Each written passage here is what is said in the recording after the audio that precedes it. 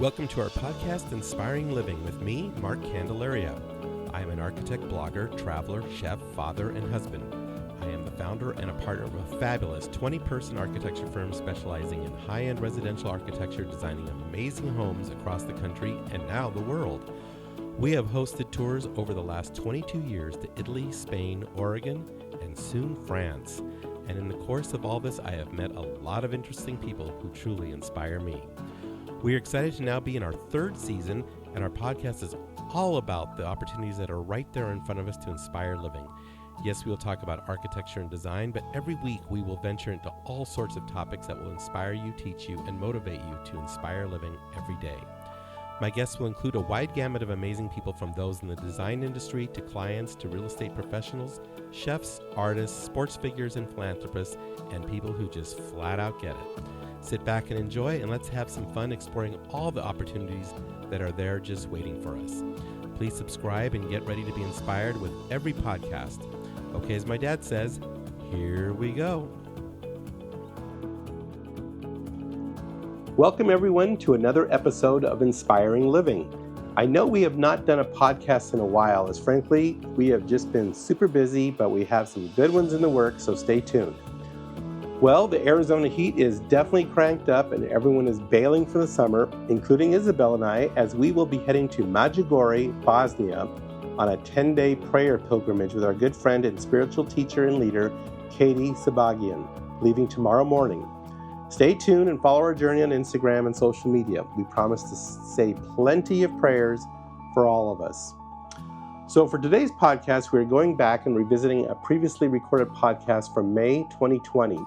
Right during the heart of COVID, featuring Cory Oppold, titled Creating Gastronomic Masterpieces with ArchiChef Cory Oppold. Cory was recently awarded Top Chef, and his new restaurant, Course, was awarded Emerging Restaurant of the Year at the 2024 Foodist Awards, and we thought it would be fun to share this podcast showing how far he has come in 4 years. Cory is an amazing chef, and if you have not been to his restaurant, Course in Scottsdale, you are missing out on a true gastronomic experience like none other. When we recorded this podcast 4 years ago, he was still a chef at the Atlas restaurant, but had dreams to take his own concept to reality, which he has now done, and as mentioned, it is fantastic. Listen to the podcast as Cory and I talk about creativity, creating masterpieces, perseverance, and life as a chef. We also had that privilege of having Cory join us in the Candelaria kitchen for a cooking class. In the video on our website and YouTube, he walks us through making pan-seared scallops with cornbread pudding, zucchini, fennel zubi, and tomato coulis. Link to our podcast episode and cooking class with Cory is in the bio and under our website's Inspiring Living tab. Okay, just a few announcements and updates. We had an amazing Candelaria design tour, Oaxaca, Mexico, and I want to thank our co-host Alfonso Verduzco and Tiffany Candelaria for organizing a spectacular tour. As you probably saw, we had our challenges getting through and out of Houston, Texas, but we ultimately prevailed. And once in Oaxaca, the trip and food was off the charts, and we would do it again in a heartbeat.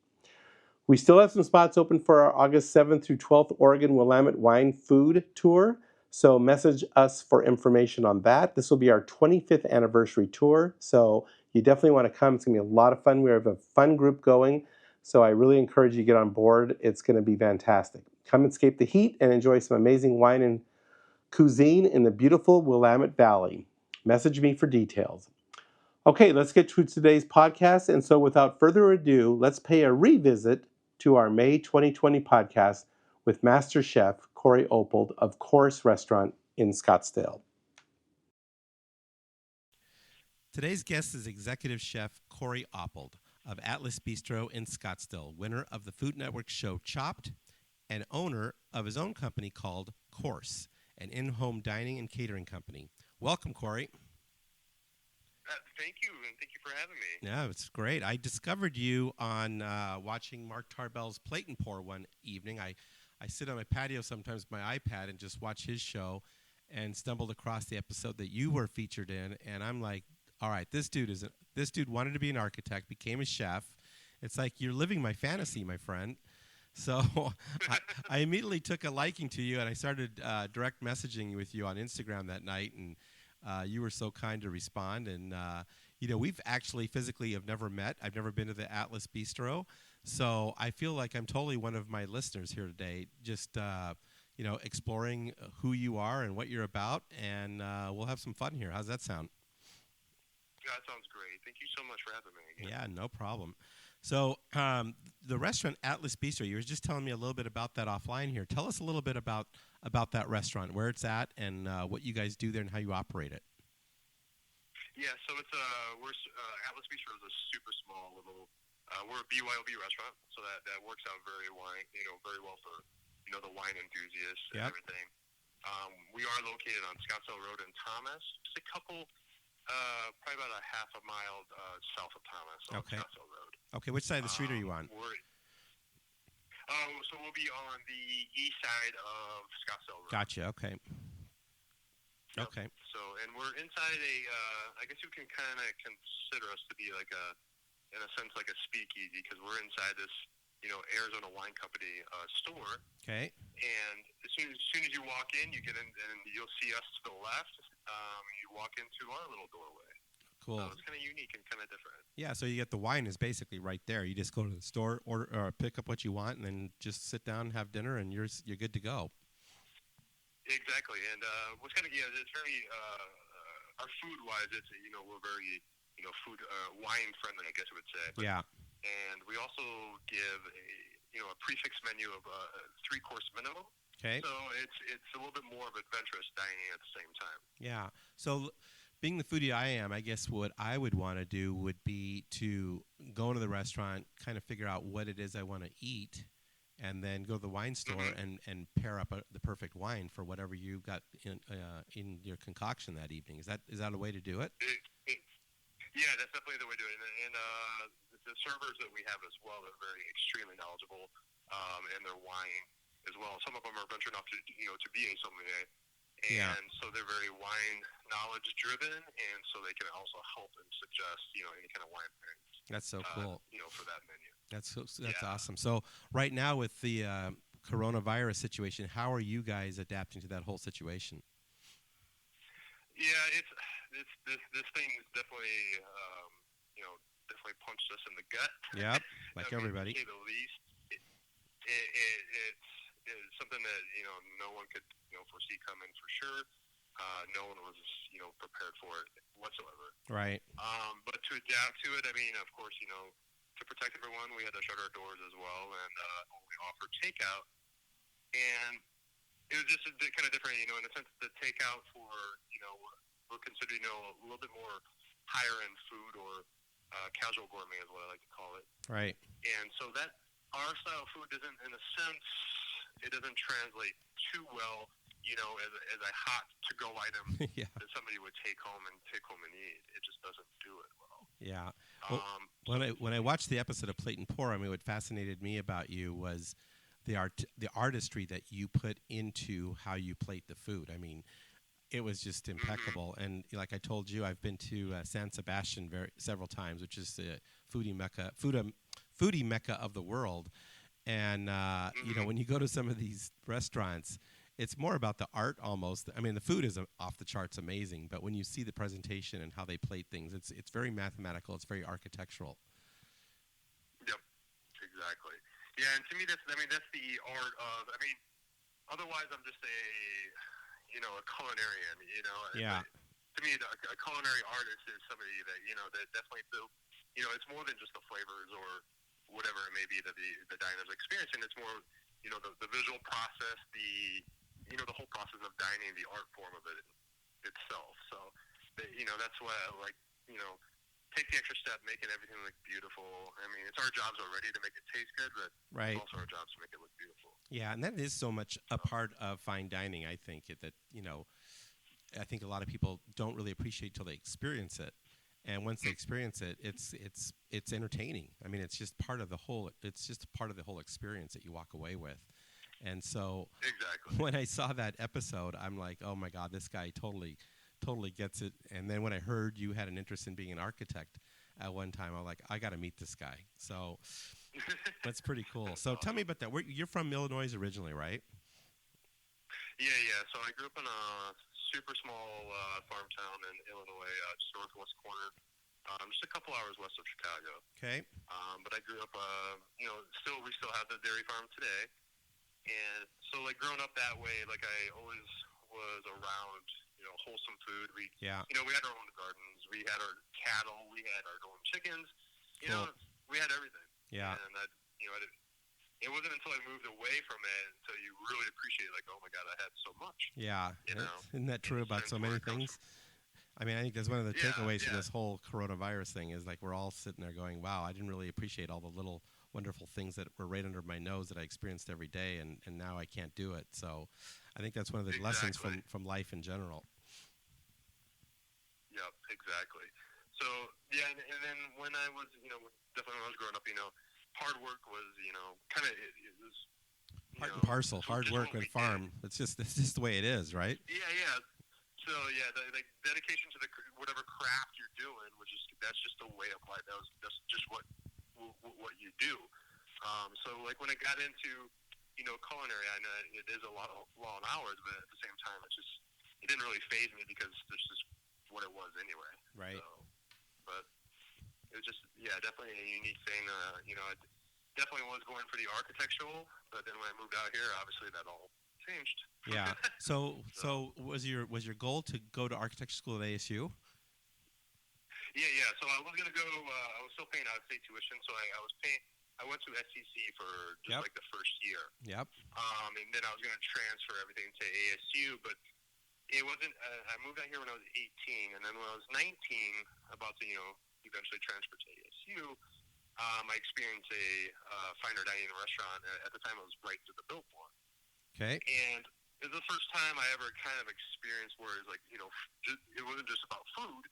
It was more, it was about the food, the flavor, and the visual aspect. Right. And ever since I dined there, I was hooked immediately. Instead of buying Architectural Digest, I would buy Bon Appetit magazine instead. You made the switch. You made the pivot.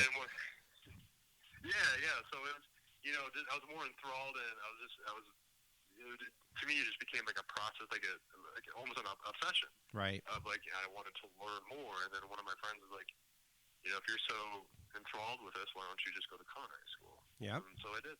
So where did you go to culinary school? In Scottsdale there? Yeah. So at the time, Scottsdale Culinary Institute was obviously, one of the creme de la creme of culinary school in this area. It was very, like, you had to, write a letter to even get into there and get accepted, and then, it was a very kind of a big process. But I got accepted in 2001, and it was just like many hours of schooling and a lot of studying, and but it was definitely a lot of pressure. But it was, to me, it was just fun. Yeah. So tell me about that. I mean, it's always been one of my fantasies is to go to cooking school like that, and so I'm living vicariously through your experience here. So, like in cooking school, is it like you go up 5 days a week, and is it from like 9 a.m. to 5 p.m. every day, or is it different classes like in college, or how does it work? Yep, exactly. So it was 5 days a week, and then you would go from 7 in the morning. I think we got like around 2:30 or 3 o'clock. Okay. So it definitely was an all-day process. Right. But what was unique about it is I was so new to the whole culinary world. Like, I never even stepped foot into a restaurant. I mean, other than to eat. Right. I never stepped foot in a restaurant to cook or to work, even prior to going to culinary school. Wow. It was just so you were learning from bare bones. I mean, you were just going in there and you were learning how to chop an onion and everything. You'd never really done it before. Yeah, exactly. Wow. Everything was just a brand new world to me. Holy mackerel. It was crazy. Yeah, so it was definitely a gamble, but I mean, obviously, it was something I loved, and I just knew I wanted to do. Yeah. So how long is culinary school? I mean, in terms of years or days or months, or how long did you have to go? So this was more of like an accelerated program. So I think we're there for total. In schooling was about 10 months, and then we also had an internship, which was another month and a half. Okay. So it was definitely a full year program. Okay, and is the internship program there at the culinary school, or was it in a restaurant? Oh, so yeah, they would call it an externship. So we would go to another restaurant Okay. to fulfill our hours that they needed to, require for graduation. Right. So mine was at a different point of view, which was here on Yep. 7th Street, Thunderbird. Yep. Right at the Point Tapatio. So that was mine. And, Interesting. that is where I learned so much about everything. It was actually my instructor in culinary school for baking and pastry. It was her husband, and she's like, she suggested, like, why don't you go work for my husband? And I researched him, and he was all about the fine dining background, and Yep. he was an ex-instructor himself, so he knew how to teach. And it was just a really, really good fit. His name was Ivan Flowers. Yeah, so that's a nice transition. Still to this day, he's my mentor. I mean, he's done so much for me. It's literally insane. Yeah, mentorship is so important. I talk about that all the time. And you can go to architecture school, you can go to culinary school, and yeah, you learn a lot. But until you actually get in the field and start applying it, and then learn that aspect of it from your mentors, let's just say, it's just a whole different ballgame, right? It is. It truly is. And it was just so new to me that I know I was like the slowest person in the kitchen, like because I would be so meticulous. And in culinary school, they definitely teach you like the basics. Yeah. But they don't teach, and it's hard to teach you the real world until you get the real world. Yep. And so it was very intense. And to be honest with you, like my first year there, or first actually 6 months, were like it was. Oh my God! It was like sometimes the worst days of my life. Like it was just so much intensity. Yeah. That it was craziness. Yeah, and and same thing in architecture. Sorry to interrupt you, but it's the same thing. I remember my first 6 months of working in George Christensen's office, and I would eat and drink and sleep architecture all day long. I mean, I'd go home and I'd be dreaming about it. Yep. Not in a good way. It was more about, oh my God, did I remember to do this? Did I do that? I got to do this better. It's like it was one of those type of experiences. Exactly. Yeah. It's like, and that first 6 months there, I'm like, man, I started to doubt myself a little bit. Like, did I make the right decision? And to be honest, I was about ready to quit. And then he's the one that, even though he was so intense, that's the way he wanted you to learn. It was the right way the first time. Yeah. And so I later saw that and appreciated it. And he's like, I was about to quit, and he's like, no, why don't you just stick it out just a little bit longer? And then like things just kind of one day it just kind of like clicked. Yeah, isn't that interesting? Where stuff was easier, and I was no longer thinking about food as a recipe from a book, but it was more like I was learning, and I knew how to do it my own way. Yeah. So that's when you start developing dish ideas, and I started to find my own my way of style of food. Yeah. And that's like the most important thing that chefs can find. That's so interesting. So. Yeah, I always, what I've done is I cook a lot, and I'd love to be a great chef. I mean, I just think what you guys do is just utterly amazing. And what I love about food and cooking is it's so much faster than architecture. That's the nice part about it. 2 or 3 years to do a house, and maybe 2 or 3 hours to do dinner. It's a big difference. But when you look at both arts, let's just say, there's a lot of science to it. There's a lot of similarities in terms of picking your ingredients, how you combine them, and just like you said, how do you express yourself as a chef, or how you express yourself as an architect. It's very similar. They're just one's slower, one's faster. Yep, it's very similar. And definitely with the science behind food is there's so much science involved. That's the thing and that's same with architecture too. There's a lot of science and math and all those things, but I love that about food, all the chemistry that goes into it. And again, watching that episode, and again being in San Sebastian at the School of Cooking a few times, it's just there's so much science to all of it, and the more you can understand all that and then apply what you've learned, it's pretty much endless after that, right? Yep, exactly. I mean, that's when you start learning. The more you learn, you start learning, okay, I don't know a whole lot. You learn that there's a lot more to learn. Totally. I tell that to people all the time. The more I learn, the stupider I become. Because it's like there's so much more to learn, Exactly. Yeah, it just goes forever. So it's been a neat process and a great learning process, and it's just one of those things that every day you continue to learn something about something. So you've been in this field now how long? Well, say it again. I'm sorry. How long have you been in the field now? In cooking? So now it would be 19 years. Oh, geez, yeah. 19 years now. It goes fast when you don't keep track, doesn't it? It's like all of a sudden, wow, 20 years gone by. So from the different point of view, where did you go? Okay, so from different point of view, so I worked my way up from just a person that's ever even been in a restaurant all the way to eventually become his sous chef, and then later his executive sous chef. Okay. And so that was from 2002 to 2007. Okay. And then I left different point of view from there. The chef, so he was my mentor. He left and he went up to Le Berge up in Sedona. Okay. And he asked us as a crew, would we be interested as well? And of course I was, very interested because Le Berge is a very prestigious property up there. Sedona is beautiful, so I'm like, still only 27 years old, just, why not? So I became a chef de cuisine up at Le Berge up in Sedona. Very cool. And from there, I learned a lot more of the multifacets of a hotel, in a sense, or a resort. From breakfast, lunch, dinner, room service to banquets. It was just a huge animal. It was just a beast of so much work, and it was just a really neat thing though to see all the parts of it. Yeah. So. Yeah, I just kept learning different aspects of the business as you went through it. Yep. Yep. Yep. It was really neat. So what years were you at Le Berge again? So I was at Le Berge from 2007 to middle of 2009. Okay. So like 2 years. Yep. And then where'd you go? And then during those 2 years, and then in 2008, I was blessed to have a beautiful daughter. Cool.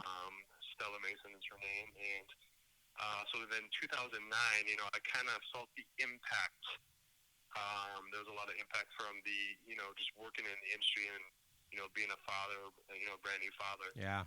So what I did do is one of my mentor that I was working with there, he also suggested to me that, to more efficiently and develop a crew faster in the future as a chef owner, why don't you go teach for a little bit? At that time, too, in 2009,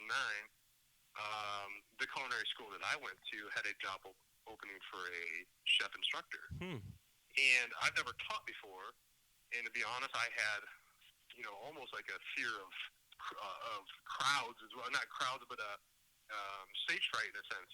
So for me to get up and speak in front of people, that was a big feat. But I got hired on for the position, in which it worked out perfectly because, my daughter was so young that it gave me more time with my daughter. That's great. And I think I needed that little break from the industry for a little bit. Yeah. Yep. Yeah. So how long did you teach them? It was a good break, and to be honest, I learned more by teaching than I was in the actual field. Interesting. And that's when I really started to hit stride, and I developed my own, the way I like to plate, the way I like to put the type of food I do. Right. I really honed all that in by teaching. I learned a lot more. It was crazy. Yeah. So I saw that I saw that you actually sit there and you'll sketch out the plate. You'll design it literally on paper, and then you'll craft it as you go. So tell us about that. Do you still like to draw? Is that something you still love to do? Yeah. I love to draw. In high school I was very, extremely. I was pretty gifted with a number 2 pencil. It was crazy. I could sketch extremely well. It's been a long time since I did that, but I still do. I sketch out plate ups. Yep. I try. More often than not. Sometimes, my sketches, they work. They translate pretty well to the plate. Yep. But often, we have to go back to the drawing board and say, okay, this. I forgot to. I don't. When I sketch them out, I don't exactly sketch out the colors of them. Sometimes I'll make a plate and I'm like, oh my god, it's all brown, so I need pops of green or something like that. But to me, it's just a good way to get some kind of at least a thought behind the dish, and right. It kind of helps me build from there. Yeah, that's interesting. So then I think at one point I read that you worked at Binkley's and you worked at Tarbell's, right? Yep. So from the school, I left there about 4 years later. I left and I went to Binkley's because I wanted to learn more about, the multifacets of multi-course. Yeah. So when I was there, I learned an extreme amount. And then also after that, then I went to Tarbell's because also at the same time I wanted to learn how a restaurant still doing high-end food can translate their menu to hundreds of people. Right. So from Binkley's going to 80 people a night to going to Tarbell's that does 300 a night. Yeah. I wanted to learn how do you translate all that to volume. Right. And then both places I learned so much. That's so interesting. Awesome. Yeah, and those are both two of my favorite restaurants. I mean, I haven't been to Binkley's in a long time, but I remember the times I have gone there, there was I don't remember the dish exactly, but it had LED lighting in it, and it had fog. It's just like, I'm going to eat this thing. It's so cool. I just want to look at it. I don't even want to eat this. It's just amazing. But those guys are just amazing chefs. I mean, and I know that they truly are. I know you ended up on Chopped. About a year or so ago? Yep. So tell us about that. How did you get onto that, and how'd that whole thing work out? So basically, so if we go into right after Tarbell's, I went to Atlas Bistro. Okay. And that's where I was, executive chef there. But it was kind of unique. They actually called the restaurant because one of the judges, Scott Conan, he has a restaurant out here called Mora. Oh yeah, I've never been there. I've heard about it, but I've never tried it yet. I've heard it's very good. Yep, I heard it's really good. I haven't been there yet either. Sadly enough, I need to get there. But he's a judge on Chopped, and he's the one that kind of brought, Chopped out here to, hey, we'll start finding some talent from, Phoenix area or the Valley to put onto the show. And so one of the scouting agents, they actually called the restaurant one day and said, hey, would anyone like to try out for this? And of course I'm like, yeah, why not? It'd be kind of, fun. I'm not really a competing chef at all. Yeah. But at the same time, I was intrigued enough. I'm like, oh, this, may sound kind of fun. So that was around May of, maybe 2016, I believe. Okay. A long time ago. And it almost took a year and a half process from start to finish wow. to even get onto the show. Holy cow. Yeah, it's quite some time. There's a lot of time and energy that goes into it. A lot of planning, a lot of editing once it's there, and it's a lot on their own for sure. But nonetheless, it was a unique experience. Yeah. Sure. So that's a show where I get them all mixed up, but don't they give you there's 3 rounds, and you have the first round is appetizer or something like that, and they give you kind of a mystery set of ingredients, and you have to create an appetizer, and then the next one's the main course, and then finally a dessert. That's how it works, right? Yep, that's correct. Yeah, the first round we get a basket of 4 ingredients, and then you have 20 minutes to make an appetizer. Yep. And you're battling up against 3 other chefs. Right. And then each round they just dwindle it down to the final 2. At the end of dessert, you're at 2 people. Yeah. And then on dessert round and entree round, you have 30 minutes both. Okay. So. Yeah, But it was a very crazy process. So how do you prepare for that? I mean, I imagine you practice and time yourself, and you have people give you, mysterious baskets. So you have no clue what you're gonna, get and how you have to prepare for that mentally. Is that how you did it? Exactly. How did you prepare? Just like that? It was exactly like that. I had my sous chef. He went to the store and he bought, 3 different basket ingredients. Yep. And literally, I would just, he would bring them out, and it was just chop. Here's your ingredients. I had, 10 seconds to look at them. Yep. And then he would start a clock, and then, basically you can't really train yourself to know what they're going to give you, but you can train yourself that way to really experience what does 20 minutes feel like, or what is 30 minutes right, feel and like. how much can I accomplish in that period of time? Exactly. Right. Exactly. So that's where the training was there, and I only did that once, but it gave me a good feel hey, you can't really take a pause. You just got to keep going. Yeah. No matter what. But you do, after a while, through working, as a chef for many years, you come up with these like little things that, that are like little tricks or, bag of tricks that you have that, hey, just in case I got this ingredient, I can do this with this. Right. So you do have like these little tricks. You create a little repertoire of things that you can always rely upon. Exactly, and things that I could easily do in 20 minutes or 30 minutes. Yeah. But it was hard to really translate my style of food to chops because on chops you're timed. You have 20 minutes to make a dish. Where usually at the restaurant it takes me 7 hours to properly cook a tomato down. Right. In a 160 degree oven. So it's like it's really hard to force yourself to cook that way, but you have to. Yeah. So how are you under stress? Are you pretty good? With what again? I'm sorry. Are you pretty good under stress? I mean, some people operate really well under stress, and other people are just like, forget it. Yeah, the stress part. Yeah, I'm pretty good at it. The biggest thing you got to do under those situations is you just got to have fun. Yeah. I think it's the people more. They work themselves up so much that you almost forget exactly what you're doing. You can't even think.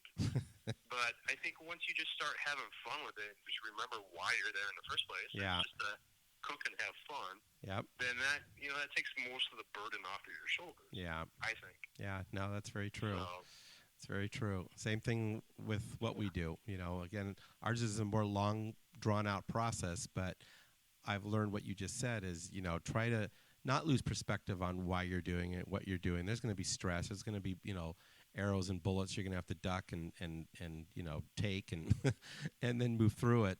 Yeah. But you just like, okay, I've been hit with arrows before, and yeah, that's going to hurt for a while, but I just got to persevere and keep going and get this get this piece of architecture, get this plate on the table, right? Exactly. Yeah.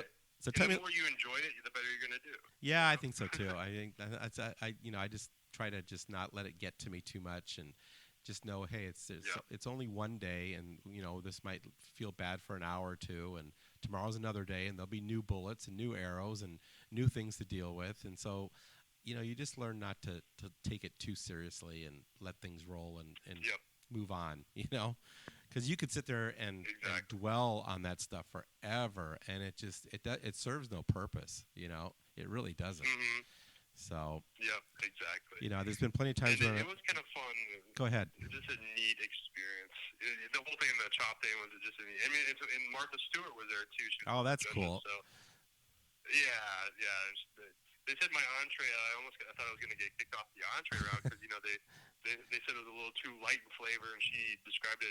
She still liked it, but they described it as like spa flavors. So I'm like, oh no, I thought I was going to get chopped there, but unfortunately, you made it all the way through, huh? Yep. So where were your competitors from?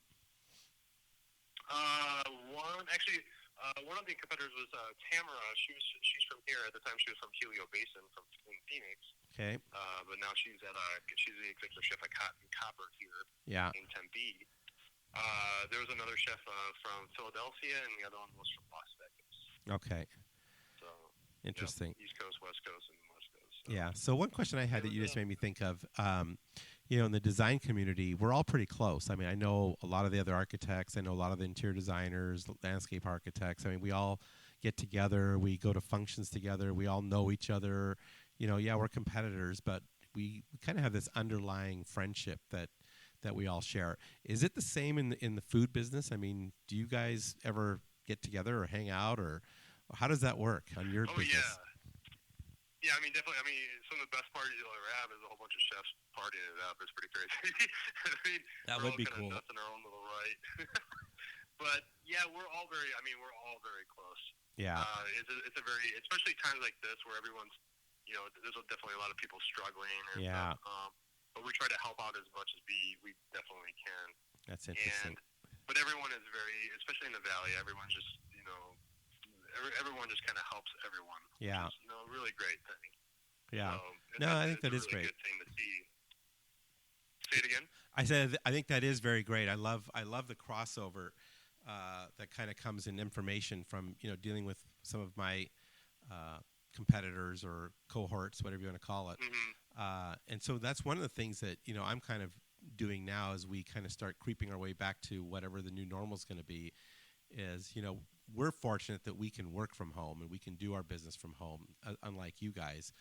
But as we come back, we really want to assess what's working, what's not working, not jump back too quick and just, really try to talk to each other and say, hey, we're doing this. That's working really well. We tried this. It's horrible. Our employees don't like it, whatever.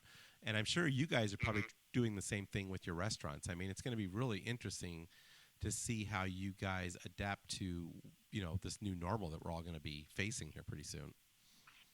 Yeah. It was kind of interesting, like the way we adapted that. I kind of took a thing where on my private in-home dining, sometimes I'll seal food in a bag. Yeah. Where it's like, roasted golden beets that are already cooked, and I seal them in a bag with butter, or it could be, other different vegetables or something like that. But I can always put them into one pot to cook or heat up. And when I'm going to somebody's house, because sometimes when I walk into their kitchen, I don't know how much space they have. Right. I don't know how much burner space. So I'm like, how can I cook 5 things in one pot and only on one burner? Yeah.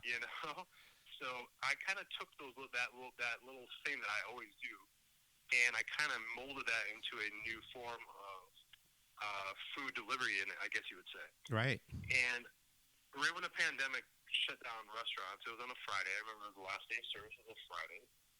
And on that Sunday, 2 days later, I was hiking, and I came up with a thing called Simmer Down. Yep. Which is the new food thing I'm doing. And it kind of, it relates to many different things. First and foremost, the thing with the pandemic, everyone just to simmer down, which simmer down means to remain calm in a state of turmoil. And then I looked up turmoil, and turmoil means uncertainty. So it developed or adapted itself very well to the time. And perfect. Also, the food, the way that people cook the food is they simmer in these sealed pouches that I give to them. They simmer them down. So everything everything related so well to itself. Huh. And so I went on a whim and bought some food and designed 4 dishes that I knew would reheat very well without jeopardizing quality or integrity of the food. Yep. And from there on out, it's been selling really well. Oh wow! I've got to try that. So it's actually been quite the adventure. Do you you have like a website that I go to and I just order it there? So what's basically happening is I'm developing the website right now. Okay. But right now I advertise it through Facebook and Instagram. Okay. And people just private message me for the orders, and then they come and pick it up on Fridays or Saturdays from Atlas Bistro. Okay. But right now I'm working on. I talked to a friend that is a distribution company. And I'm going to get a website up, and then people can do online ordering, and we're going to develop delivery as well. See, I think that's amazing. I think you're spot on, my friend. I think. Yeah. It's just one of those things that's like, and the meals are complex, but they're so easy enough that people they just put it, and I put the amount of time that these pouches have to be simmered, and people are really enjoying it, and then people get to plate them. They get to plate them at home. Yeah, which has been a lot of. It's very neat to see when they post on Facebook and Instagram of their plating designs. It's really kind of cool. That is interesting. No, that's cool. I'm gonna have to give that. I'm gonna give that a try. That sounds awesome. So, that is just basically I order it, I pick it up, and I simmer it at home and serve it, and I'm good to go. Yep. Because I was just trying to think of something that a lot of takeout food is hot. Yeah. And it needs to be eaten right away. And sometimes it doesn't translate well to reheating. Right. But this one, I work it backwards, where you pick it up cold and you have to reheat it whenever you want to eat it. Yeah, that's good. And the way that the food is designed is that generally it's a lot of braised items or something like that. So as they sit in that pot of water, just they gets actually better. get better Yeah. as they sit. Yep. So it's kind of it's kind of a different little route. That's funny. It's been kind of fun. Literally what Isabel and my wife Isabel and I have been doing here at the house. We'll cook up a bunch of stuff on the weekend when we have time, and we'll virtually put them in our Ziploc pouches and in the fridge, and then we just kind of heat them up during the week. Say, oh, I want that. So it's the same idea. And it's exactly what you said. Many of those things that they sit, exactly. they actually get better and better the more they sit. So I love that idea. Exactly. So okay, so tell me about your course project too, where you do the catering, because you mentioned that a little bit here earlier, and I know I tend to cook for a lot of my clients. I'll go to their house, and when the house is all finished 3 years later or whatever it is, I'll cook a nice dinner for them in their house. And I've been to some houses 10 years later when they say, well, we're finally ready for you to come cook, and I'll go in there and I open the oven and the paperwork is still in the oven. They've never used this kitchen.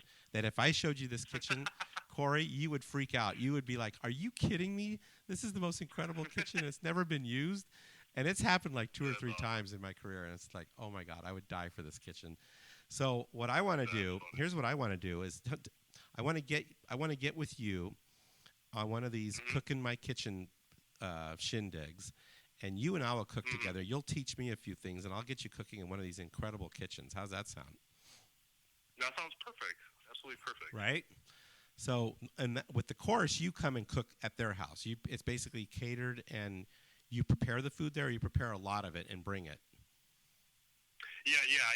So basically, I would prepare it and then bring it in. And there's a lot of stuff I have to do at their house as well. Yeah, okay. But I try to minimize it to me only being probably about an hour and a half to 2 hours earlier prior to service. Yeah. Prior to whenever they want to sit down. Gotcha.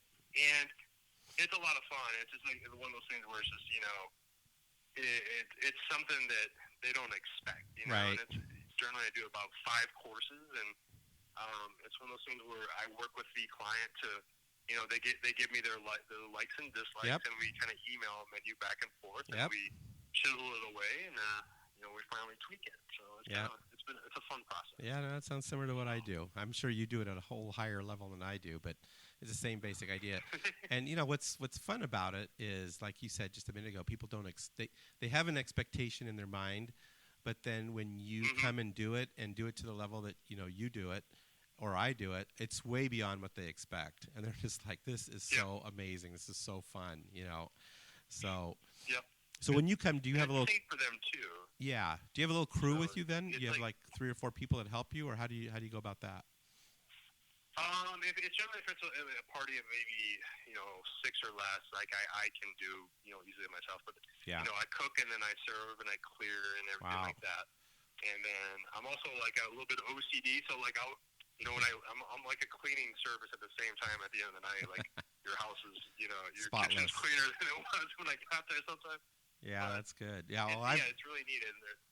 I've gotten smart and I've actually brought on a little crew. I've got a little 2-person crew that helps me with the serving, the plating, the cleaning, and boy, that makes a big difference. So, because it's a lot of work. Yeah. People don't realize cooking's one aspect, but all the cleaning and prep that's a whole other ball game.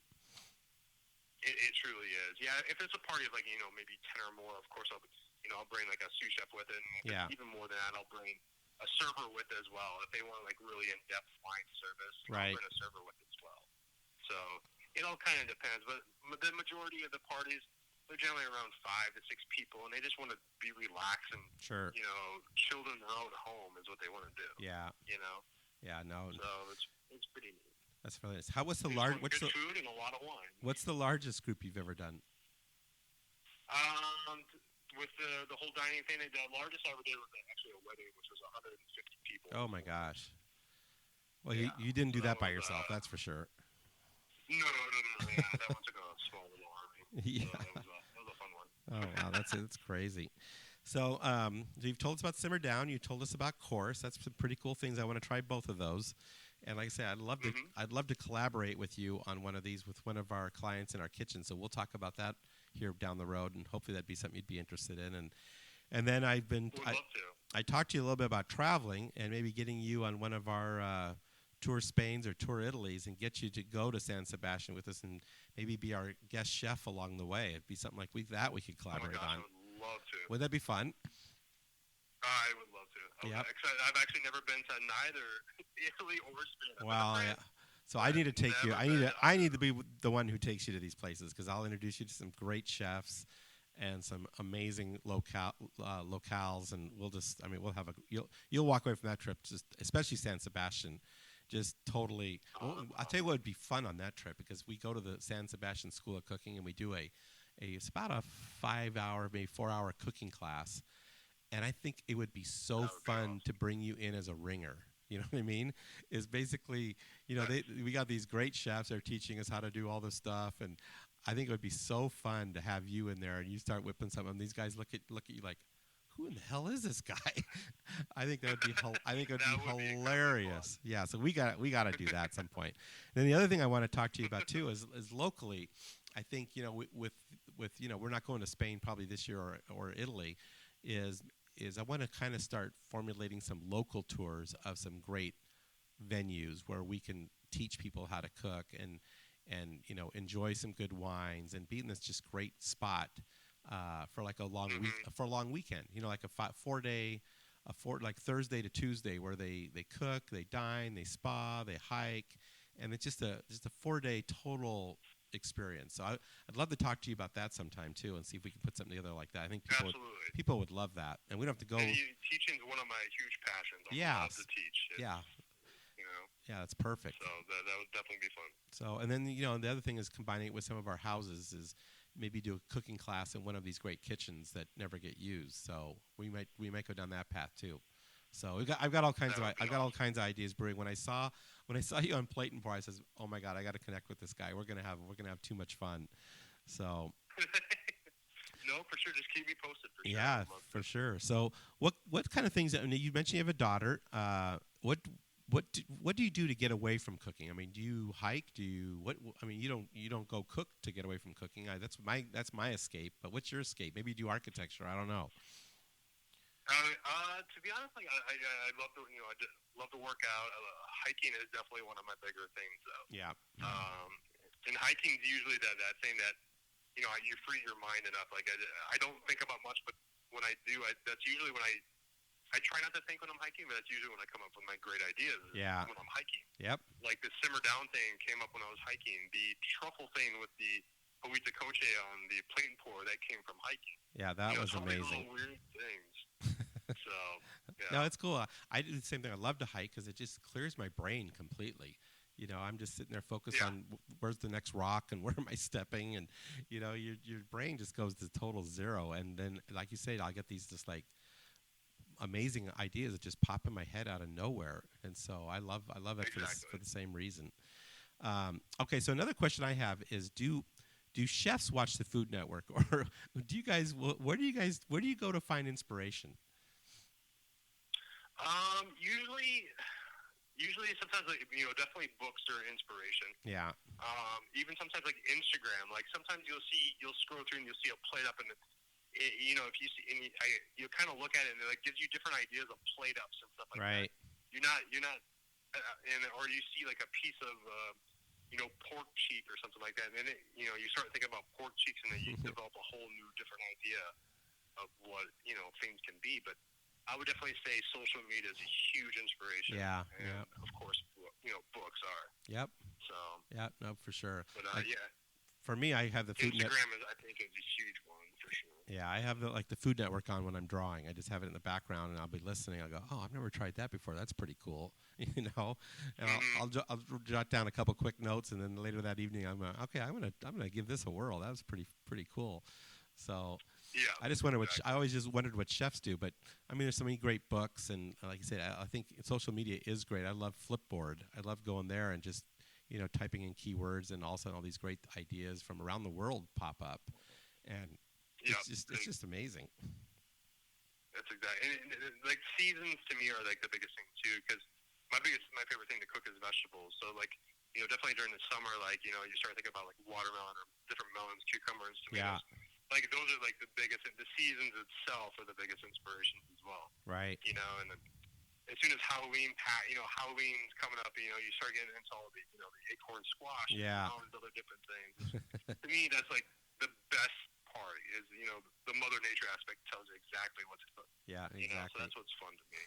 No, and the seasonality of it is so neat. And another great thing about Mark's show is just all the local producers out there of so many great products that I just wasn't even aware of. There's farmers and ranchers and vineyards, and I mean Arizona is a pretty remarkable state when you really think about it. What's really right here under our nose. It is. It truly is. There's so much talent out here. It's really, really insane. Yeah, it is insane. So we're just lucky to have a show like Plate and Pour to really celebrate it, educate and show everyone exactly what Arizona is potential of. Yeah. So. And it's gotten a lot better. I mean, in the years that you've been here, haven't you seen? It just seems like to me, the last 5 to 10 years, it's just really like blown up in terms of the food quality. Yeah, we've definitely boomed, and I'd really like to see hopefully this pandemic just hurry up and start opening our restaurants again. But I'd like to see in the next 10 years it's going to get even bigger. Yeah, I think it will. I think this whole town is going to go kind of crazy. There's so many people wanting to move here. I know it's 100 degrees out there. I'm looking outside right now, and it's got the sun's got that look like a nuclear bomb just went off, But exactly. Nothing lives at 110. So hopefully the coronavirus is one of those things. Well, anyway, I just wanted to say this has been great talking to you. I cannot wait to actually meet you after having this conversation. And yes, please keep me posted and come in and eat sometime or whenever. Oh, we'll be there. I want to try the simmer. I want to try all this stuff. So, and then we'll talk about some of these collaboration projects because I think that could be a total win-win for both of us. So, yes, please, it'd be awesome. I think this is the start of many things to come, my friend. All right. Awesome. Well, thank you so much. I appreciate it so much. It was a pleasure to talk with you. You too, my friend. We'll talk to you soon. Okay, so great to go back and listen to this podcast and see how far this creative chef has come. Keep going, Cory. We look forward to dining at Chorus again real soon. Okay, we have some great podcast episodes coming to you in the weeks ahead, so stay tuned. Remember to follow Isabella and I on our trip to Medjugorje this coming week. As we said before, we promise to say prayers for all of you. Thanks for your continued listening. Thank you also for the ratings and reviews. Please give us a rating and review as it really helps promote our podcast. Let me know that you did, and I will send you a signed copy of my Candelaria Homes book, which is also available on the Barnes & Noble, Walmart, and Target websites, along with our Candelaria Design website. I'm almost done with book 2, and with that said, I would like to say some very special prayers to my co-writer, David Brown, who suffered a debilitating stroke this past week. David, our prayers for healing are with you, my dear friend. Just know we are there for you, and if you need anything, let us know. Okay, we do our best to inspire living in everything we do, from our podcast to our cooking classes, our book, our tours, our shows, and of course, our Candelaria Design homes. Okay, have a great week, and let's all live our lives with love, compassion, grace, and positivity. Thanks for the listen, and we look forward to connecting again real soon.